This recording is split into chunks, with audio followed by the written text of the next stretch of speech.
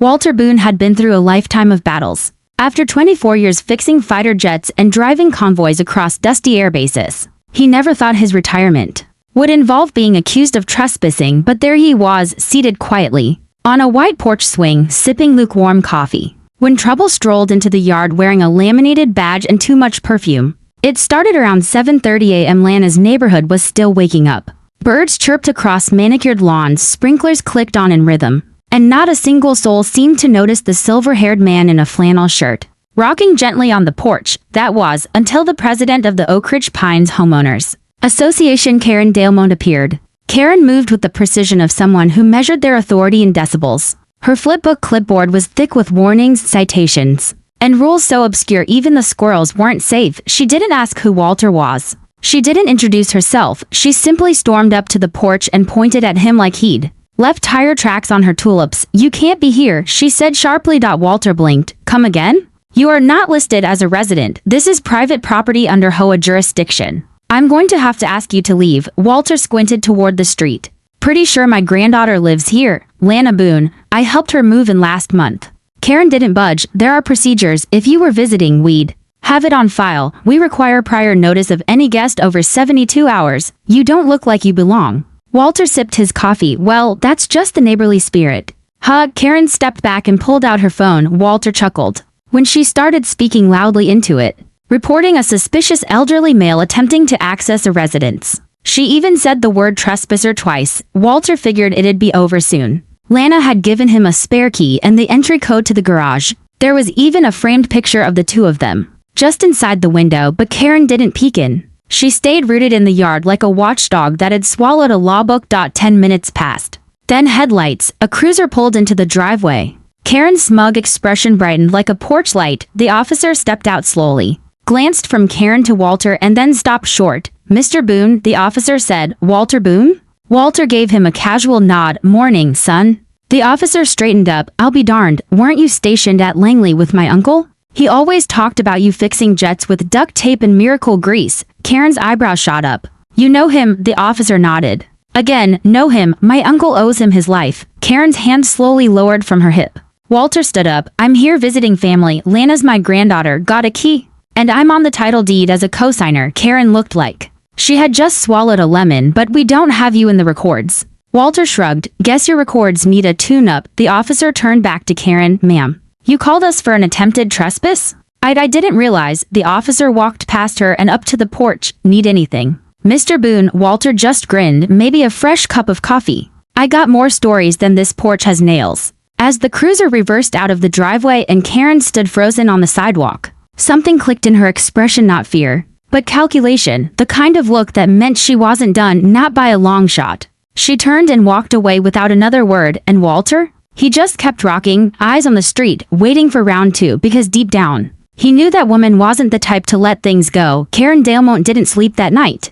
Not because she regretted accusing Walter Boone of trespassing, but because she hated being wrong. The moment Officer Granger saluted that man, she knew she'd made a mistake, but not one she was ready to admit. Instead, she paced her living room with her cat glaring at her from the windowsill, muttering about exceptions and loopholes. To Karen, Walter wasn't just an old man on a swing. He was a crack in the perfect image of Oak Ridge Pines. And if there was one thing she despised, it was losing control of the narrative. She spent the better part of the night flipping through bylaws, even pulling up aerial photos of the Boone house, zooming in on lawn angles and fence heights. And then she found it. 2 years ago, before Lana bought the home, the previous owner had submitted a request to enclose the side yard. The modification had been denied, but someone had gone ahead with it anyway. Karen rubbed her temples. Maybe it wasn't Lana's doing, but it was attached to her property now. That meant leverage. That meant a new angle to reclaim her standing. The next morning, Walter was out front again, trimming a few hedges with the kind of focus only a retired serviceman could maintain. A pair of earplugs dangled from his collar and an old transistor radio buzzed with static on the porch. He looked like he belonged. Karen approached, heels crunching on the walkway. "We have a situation," she said. Walter didn't turn around. "You always talk to yourself, or is this a special occasion?" "The fence on your side yard. It's unauthorized, not up to code." Walter stopped clipping. "You're reaching. I'm enforcing. And I'll be issuing a notice of violation." He finally turned, hands on his hips. "So now you're mad at the fence." "It's not about being mad. Mr. Boone, it's about order. This community was built on standards. Walter wiped his brow and looked her over calmly. You ever fight a cold war with barbed wire and duct tape, Miss Dalemont? Karen blinked. Excuse me? Then I'd be real careful picking your next battle. She huffed and turned away, walking off with a smirk and the unmistakable rustle of her clipboard pages. Back inside, Karen started drafting the violation notice. Her hands trembled not from fear, but from the thrill of pressure. She copied the HOA seal onto the page and added her signature with a flourish. Tomorrow morning, she'd pin it to Lana's door like a scarlet letter. But that evening, something unexpected happened. Lana got home early. She found Walter cooking in the kitchen. Pork chops sizzling, the air thick with butter and garlic. He looked up, saw the worry in her eyes. Everything all right? Karen left a voicemail, she said. She said there's a violation on my property. Walter nodded, calmly flipping the pork. She's hunting for cracks, and she thinks she found one. Lana frowned. We didn't build that fence. It was already there. Walter turned down the heat. Then we're not backing down. The next morning, Karen strutted toward the Boone house again, violation notice in hand. But this time, Walter wasn't on the porch. Instead, a man in a crisp gray suit stood by the mailbox, sunglasses on, briefcase in hand. Karen stopped short. Can I help you? The man smiled. Name's Victor Holt, property lawyer. I represent the Boone family. Karen's grip tightened on the clipboard. I wasn't aware a lawyer was necessary. Not usually, Victor said. But when a resident receives harassment under the guise of policy enforcement, well, that's a different conversation. Karen's lips twitched. I'm not harassing anyone. Victor opened his briefcase. Then you'll have no problem reviewing these documents. Official approval for the side yard fence. Signed and stamped by the previous HOA board. Seems your records are out of date. Karen's face drained of color. She tried to recover. Even if that's true, Victor raised a hand. Also, a cease and desist on continued personal targeting of Mr. Walter Boone. He's on the deed. Any more incidents and we file. Karen's eyes flickered to the porch. Walter stood there, calm as ever, arms crossed. Victor stepped closer. Ma'am, we both know there are real HOA violations in this neighborhood. Why don't you go deal with one of those instead of trying to rewrite history? Karen didn't reply. She turned slowly, the clipboard suddenly feeling heavier than it ever had. But she wasn't done, not yet.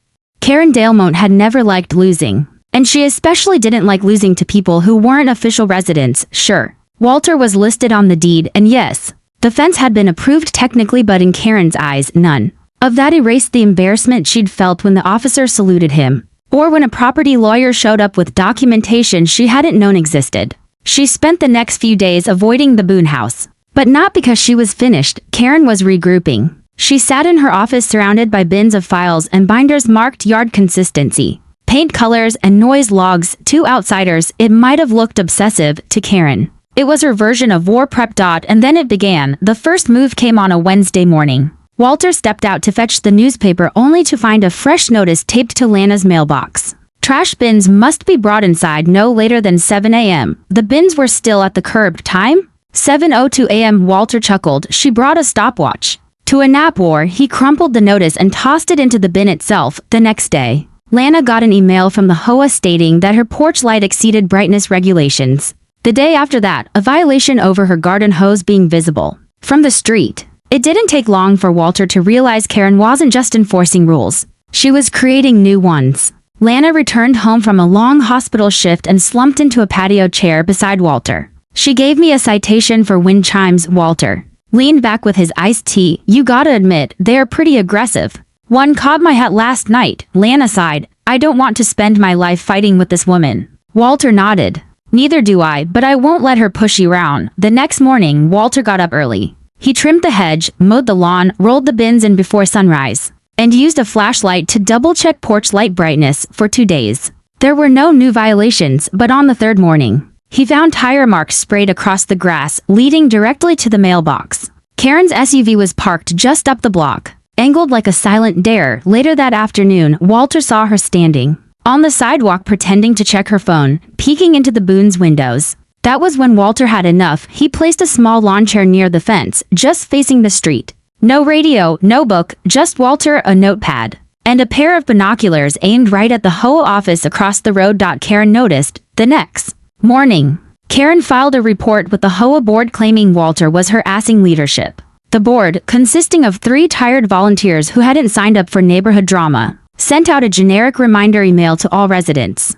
Please refrain from engaging in surveillance behavior or personal conflict, Walter showed Lana the email with a grin. She just made it public. That'll sting her more than a cease and desist, but Lana didn't laugh. Grandpa, I found something weird today. Someone's been going through our recycling. There were shredded papers all over the back alley. Walter's smile faded. The next evening, Walter set up an old trail cam on the side of the house. A holdover from his deer hunting days, it was small, silent, and caught motion with precision. And sure enough, around 2:15 a.m. someone crept onto their side yard. Not a neighbor walking a dog. Not a teen cutting through. Someone wearing a hoodie, creeping up the driveway, then disappearing toward the recycling bins. The next morning, Walter didn't say a word. He poured his coffee, walked to the porch, and waited. At 9 a.m. sharp, Karen arrived with a fresh clipboard and that familiar glint of smug purpose. But before she could speak, Walter stepped forward and handed her a printed still image from the trail cam. It showed a shadowy figure knee-deep in someone else's trash.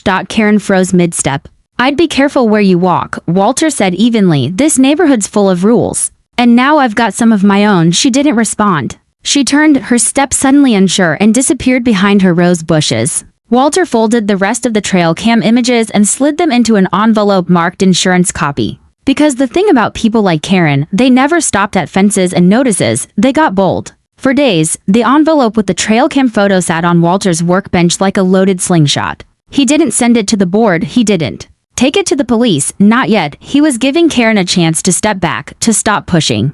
But if she thought the old man would roll over, she had no idea who she was dealing with. Meanwhile, something new had begun to stir on Oak Ridge Pine Lane. Something Karen wasn't expecting. The neighbors started whispering. First it was the Camdens from 3 doors down. They stopped Walter on his morning walk and asked why there was an official-looking letter posted on Lana's fence. He explained it calmly, saying the HOA had been a little overactive. The Camdens nodded quietly and exchanged glances. Then, it was the Ruiz family, whose 10-year-old son had been fined for chalk drawings on the sidewalk. They'd heard about Walter's incident with the porch swing, they'd heard about the lawyer, and now, they were watching closely. It didn't take long for the whispers to turn into quiet questions at the community pool, on dog walks, and during backyard barbecues. One evening, Walter sat out on the porch with Lana, watching the sun dip behind the roofs. She looked more tired than usual. I got called into a meeting with the board today, she said, resting her head against the chair. Walter raised an eyebrow. Let me guess, Karen set it up? Lana nodded. She says we're violating the community tone, that your presence is creating unrest. Walter chuckled. Unrest, huh? Next she'll say I'm plotting a coup. She's pushing for a vote, Lana added. To have your name removed from the property deed. She's claiming it was fraudulently added. That made Walter sit up straighter. She's reaching, he said. She's desperate, Lana replied. But she's not acting alone anymore. That night, Walter made some calls. Not to his lawyer, he already had that lined up, but to people he'd met around the neighborhood. People who had stories. Like Mr. Delaney, who had been fined twice for keeping tomato plants in his backyard, or Ms. Ellie, who'd been reported for playing gospel music too loud on Sundays. There were stories all over, quietly tucked away in silence. But Walter? He had no patience for silence anymore. 2 days later, Karen received a letter, one she hadn't expected. It wasn't from Walter. It was from a resident subcommittee she didn't even know had been formed. A group calling itself Neighbors for Fair Oversight. The name sounded innocent, but the list of signatures at the bottom wasn't. 17 homeowners had joined together, citing irregular rule enforcement, favoritism, and overreach. Karen blinked at the paper in her hands. This wasn't a letter. It was a warning. She stormed into the next HOA meeting, red-faced and breathing heavy. The other board members, a retired school principal named Marty and a nervous man named Tom, sat quietly as Karen slammed the letter onto the table. They're trying to undermine authority, she barked. Marty raised an eyebrow. Or maybe they're tired of getting citations for decorative flags and driveway chalk. Karen glared at him. We need to be unified. We can't let residents set the rules. Tom cleared his throat. Maybe we should talk to Walter. Karen turned slowly. Why would we do that? Because the guy's got half the neighborhood on his side. And if we push harder, it might blow up in our faces. Karen left the meeting without another word. But the next morning, Walter noticed something strange. A small drone buzzed above his backyard. It hovered for a few seconds, then zipped away toward Karen's house. By the time Walter reached the fence line, it was gone, but his instincts kicked. And this wasn't neighborhood oversight anymore. It was surveillance. Later that evening, Walter reviewed his trail cam again. He'd mounted another one on the garage roof, facing the alley and the rear entryway. And sure enough, there was the drone, faint but clear enough. The next day, Lana handed him a manila envelope. Inside was a formal HOA summons. Karen was calling for a vote to revoke Walter's residency status based on disturbance patterns, rogue organizing, and surveillance abuse. Walter smiled grimly. She'd just made her boldest move yet, but this time, she wasn't the only one gathering evidence. The HOA meeting wasn't usually the kind of event that drew a crowd most months. It barely filled the folding chairs in the Oak Ridge Pines Community Hall. But that night, parking spilled onto the main road and the building buzzed with a quiet tension. Walter arrived early, dressed in his best collared shirt and jacket, holding a single folder under his arm. Lana walked beside him, her face unreadable. Inside, the hall was already packed. Families, retirees, young couples all whispering and glancing toward the front where the board members sat at a long table. Marty and Tom looked uneasy. Karen sat in the center, arms crossed, lips drawn tight like she was bracing for a storm but determined to outlast it. At 7 o'clock sharp, she struck the gavel. The room quieted. "This meeting is now in session," Karen announced, voice steady. "We have several items on the agenda, but we'll begin with item 1, a special vote regarding a challenge to Mr. Walter Boone's eligibility as a property resident." A murmur spread through the room. Walter stayed seated, expression calm. Karen continued, reading from a prepared statement. "Due to recent events including unauthorized neighborhood activity, encouragement of anti-board sentiment, and suspected surveillance, Mr. Boone is hereby under review. The board will hear testimony." Before voting, she looked up with a faint smile. "Mr. Boone, would you care to speak?" Walter stood, folder still closed. He didn't walk to the podium, he didn't raise his voice. "I've lived a life full of rules," he said, "the kind that kept people alive. The kind that weren't made for control, they were made for order and respect. This neighborhood, it's got rules, too, but somewhere along the way, the reason behind them got lost." He paused. "I didn't come here looking for a fight. I came here to spend time with my granddaughter. I helped her buy this home. I helped her fix it up. I've been nothing but respectful." He opened the folder, revealing 3 neatly labeled sheets. "Here's the approval for the fence. Here's my name on the deed. And here's a signed affidavit from the previous HOA secretary confirming my rights as co-owner." Karen's eyes narrowed, but she said nothing. Walter flipped to the next page. "Now here's something new. Photos of surveillance drones over our backyard. They're clearly marked. And I've got time stamps, plus footage showing them flying from the Dalemont property." Gasps echoed through the room. Karen leaned forward. "That's a lie," she said flatly. "I've never owned a drone." Walter nodded slowly. "Then I'm sure you won't mind if the police review the footage. Already filed a report." Karen's face twitched. Before she could reply, a hand shot up from the back row. It was Mr. Delaney, the tomato grower. "I'd like to say something," he said. "We've all been quiet too long." Karen hesitated. "This isn't a public hearing, actually." Marty interrupted. "It is. Any resident can speak." And just like that, the dam broke. Miss Ellie stood next. "She fined me for hanging laundry too long on the line." Another voice followed. "She cited me for having wind chimes, said they caused noise pollution." A woman near the middle added, "She threatened to have my daughter suspended from swim team because of a garden gnome." One by one, residents stood and shared stories. By the 10th speaker, Karen's shoulders had tightened like rope. Her clipboard sat untouched, her gavel silent. Tom shifted nervously and turned to Marty. "I didn't know it was this bad." Marty leaned forward. "We've been getting emails for months. Just didn't think anyone would speak up." Karen tried to regain control. "These are isolated events, misunderstandings. We have structure for a reason." Walter interrupted. "Structure isn't the issue. The way you're using it is." Then, calmly, he held up one last sheet of paper. "This is a petition. It's got 22 signatures requesting an emergency election for board leadership." Karen went pale. "You can't." Marty took the paper. "According to bylaws, if more than 20% of households sign a petition, an election must be held within 30 days. Karen stood, visibly rattled. "This is ridiculous. I've run this HOA for 6 years and you've run it into the ground," someone said from the back. Karen's mouth opened, but no words came. She turned to the board members, looking for backup. But Marty was already reading the petition, and Tom was staring at the crowd like he'd just woken up in a stranger's house. Walter sat back down. Lana reached over and took his hand under the table. The meeting wasn't over, but the tide had turned. The petition had been submitted. The residents were finally speaking out. And for the first time in 6 years, Karen Dalemont found herself no longer feared, but watched, judged, whispered about.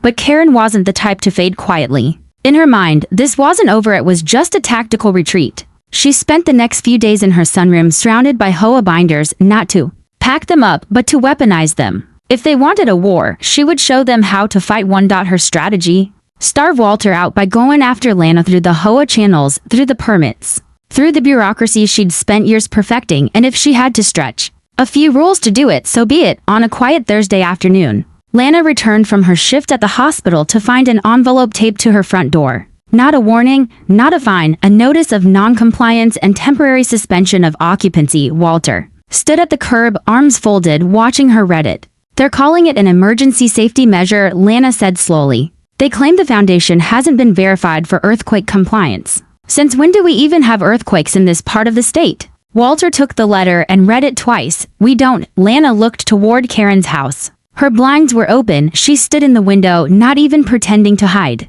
That woman wants me gone, Lana muttered. She thinks if I leave, you'll leave too. Walter handed the letter back, his voice steady. Then we don't leave. That night, Walter called Victor Holt again, the same lawyer who'd helped him once already. This time, he brought backup. By morning, 3 trucks were parked in front of the Boone house. A structural engineer, a state compliance officer, and a private investigator stepped out and got to work. The investigator started asking quiet questions around the neighborhood while the inspector crawled under the porch and began snapping photos. Karen emerged from her home with a clipboard clutched like a weapon. You didn't file for neighborhood inspection clearance, she shouted toward the trucks. The engineer didn't respond. The compliance officer did. We're not under HOA jurisdiction. This was requested at the state level. Karen paled. Lana stood on the porch beside Walter, arms crossed. You overreached, Karen. And now you've brought the state into it. Karen hissed under her breath and stomped back inside. Her phone already pressed to her ear. But who she was calling, no one knew. By midday,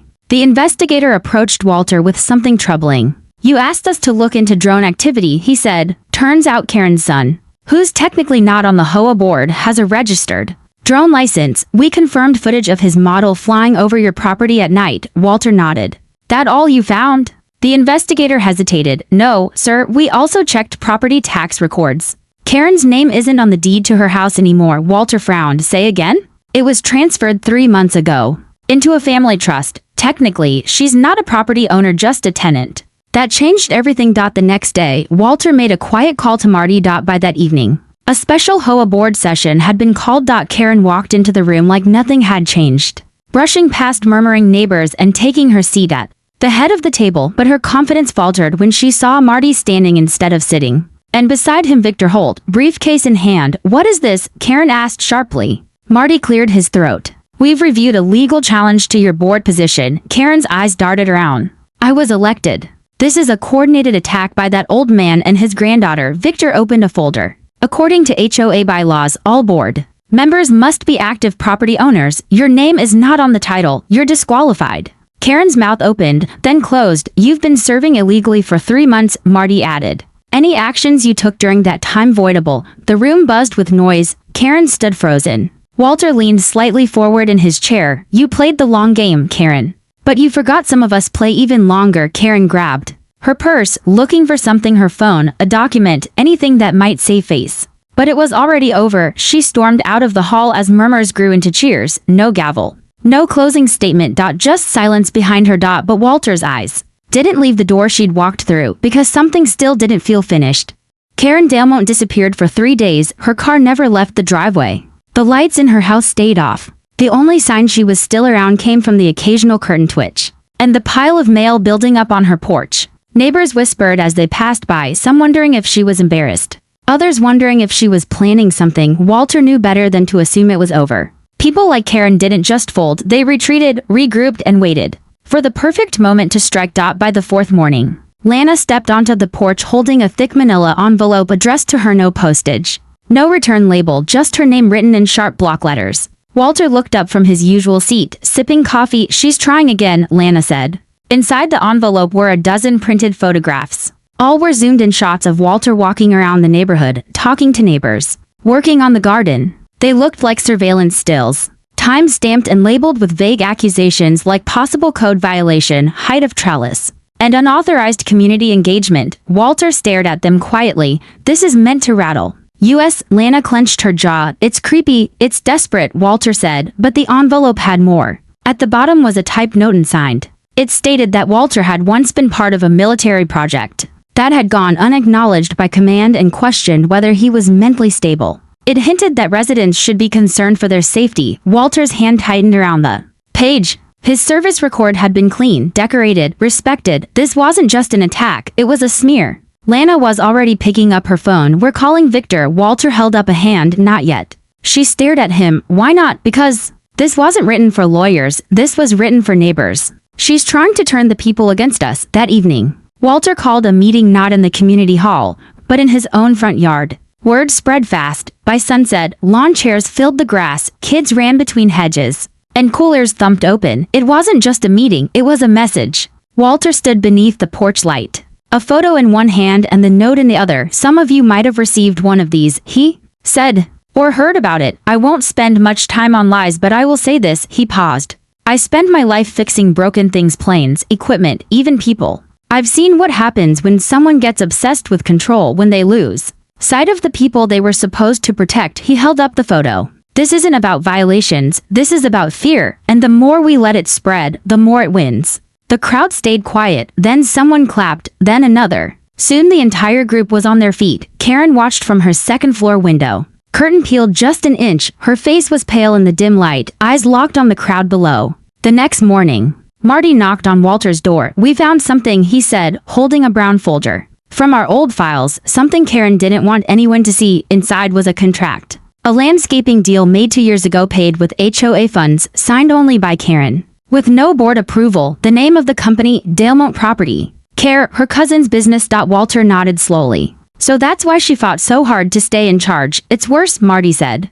We checked our financial logs. There were for more contracts just like it, kickbacks, personal profit, all buried under layers of citations and meetings and distractions. She used the HOA like her personal checkbook, Marty added. Walter looked out at the street. It's time everyone saw it. They brought the folder to the interim board. The same day, they posted a printed summary on the community bulletin, along with a notice, emergency audit and public review to be held Saturday. That same evening, Karen's porch light came on for the first time in days. She stepped outside, hands shaking but her head held high. She scanned the street, her gaze lingering on Walter's porch across the road. Then, slowly, she walked toward her car. She was leaving, or so it seemed. Saturday morning came heavy with tension. The community bulletin board was surrounded by residents before the sun even cleared the rooftops. Word had spread fast about the audit, about the contracts, and about the shady payments buried under Karen's years of leadership. Walter sat on his porch, sipping coffee like always, but today his hands were still. Across the street,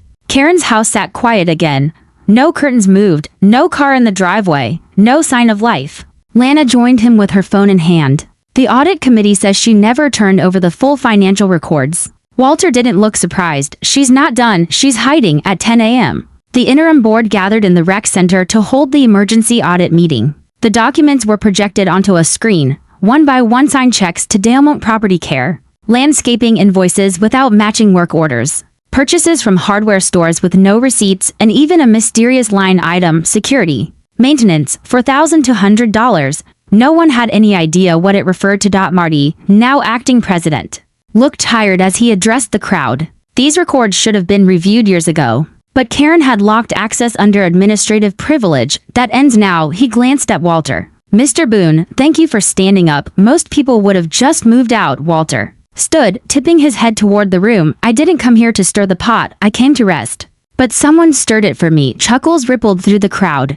But before anyone could speak again, the door opened, and in walked Karen. She wasn't wearing her usual clipboard or suit jacket. She wore all black, dark glasses covering her eyes, lips tight with resolve. She marched straight down the center aisle, past gasps and hushed murmurs, and went straight to the board table. You're violating HOA confidentiality, she said coldly. Marty stayed calm. Karen, you've been removed from your position. You no longer speak for the board. She placed a folder down. These are the real financial records. Walter raised an eyebrow. You mean the ones you didn't provide during the initial audit? Karen ignored him. I kept them separate because of irregularities. I didn't want them tampered with. Lana stepped forward. Irregularities that paid your cousin $10,000 in fake landscaping contracts. Karen's jaw tightened. That work was approved. You don't understand how these things operate. Marty didn't flinch. Actually, Karen, we do now. Behind her, the door opened again. 2 uniformed officers stepped inside. One of them was Officer Granger, the same one who'd saluted Walter on that very first day. Ma'am, he said, walking toward Karen, we've received a report of financial misconduct and possible fraud involving HOA funds. We'd like to ask you some questions downtown. Karen froze. Are you kidding me? You're taking their word over mine. Walter stepped forward, voice calm. You did this to yourself. Officer Granger continued, we've got surveillance footage of the drone, financial documents from the audit, and now testimony from multiple board members. You can come quietly, or we can escalate it. The room had fallen silent. Karen looked around and realized something terrible. No one was on her side anymore. No allies, no power, no clipboard to hide behind. She took off her glasses and laid them on the table. I'll speak with my lawyer, she whispered. Officer Granger nodded and gently motioned her toward the door. She walked out with him, her step slower now, her heels echoing in a room full of neighbors she'd once ruled outside. The murmurs turned into low conversations, not gossipy, just relieved. Like a weight had been lifted. Walter remained by the window, watching the cruiser pull away. Lana leaned beside him. Do you think she'll serve time? Walter exhaled. Doesn't matter, she won't be back here. That's enough. Later that evening, the neighbors returned for a small gathering on Walter's lawn. Lawn chairs circled around, grills fired up, kids ran freely, and for the first time in months, no one was checking for tape measures or writing up warnings. Marty raised a glass to a neighborhood finally feeling like home. Walter smiled, lifting his iced tea, and to never underestimating an old man on a porch swing. The crowd laughed and the night settled in with peace that had long been missing. Karen was gone. The fear was gone, and Oak Ridge Pines finally felt like a community again. Final call to action. That's the end of Karen's reign, but stories like this happen more often than you think. If you enjoyed this journey, hit the button, stay tuned, and get ready because not every neighborhood battle ends quietly. And the next one might just be knocking at your fence.